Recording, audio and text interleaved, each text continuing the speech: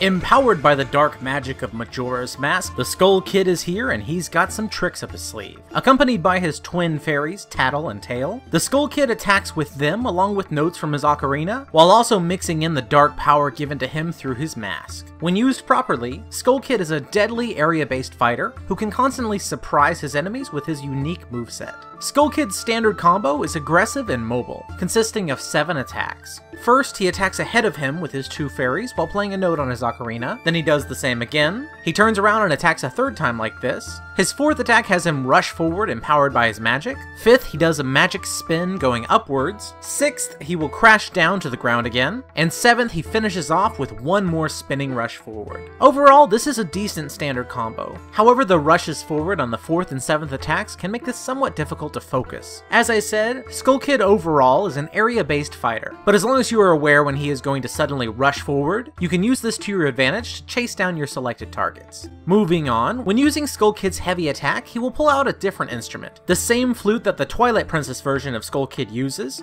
on which he plays a short tune which will then summon in a puppet to do 3 attacks and then disappear. At most, you can have about 3 of these puppets out at a time, although to be honest, this attack may not be worth it. At best, this is a decent distraction against the general so that you can wheel around and hit their back, but it's not a very crucial move otherwise. His first combo is a very fast uppercut, however Skull Kid himself stays grounded. This is great for juggling enemies, especially when attempting to break small enemy weak point gauges. Next up, his second combo is a quick face laser beam, which attacks from left to right.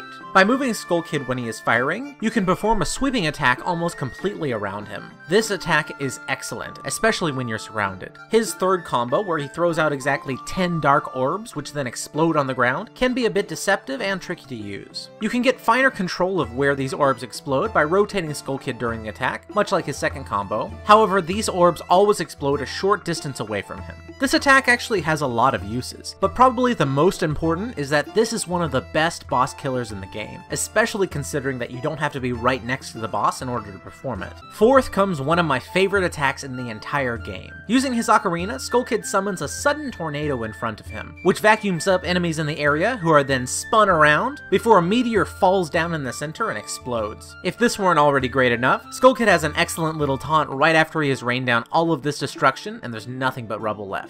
Skull Kid's final combo has him jump into the air and summon a giant spirit bomb of dark energy as his 2 fairies buzz around him. Once it's ready, he drops it down from above, causing a truly massive explosion. This attack hits in a circle all around him, making this a great combo to throw out when you're really surrounded by a lot of enemies. Now, when using Skull Kid's Force special attack, you're going to want to aim it a few feet in front of him. When activated, he will summon a ring of dark energy which damages the enemies caught within it before he finishes this with an explosion. Overall, Skull Kid is a fun character, but he has his strengths and he has his weaknesses. His standard combo is mostly very focused in front of him only, but on the other hand it's very mobile and incorporates 2 spinning area attacks, whereas his weak heavy combos are almost entirely based around hitting as many enemies as possible. However, fitting his reputation as a trickster, to me there are few attacks more entertaining than him suddenly shooting lasers out of his eyes or giving enemies the ride of a lifetime in his tornado. He may not be the best in one-on-one fights, but there are few characters who can create more destruction or laughter than the Skull Kid.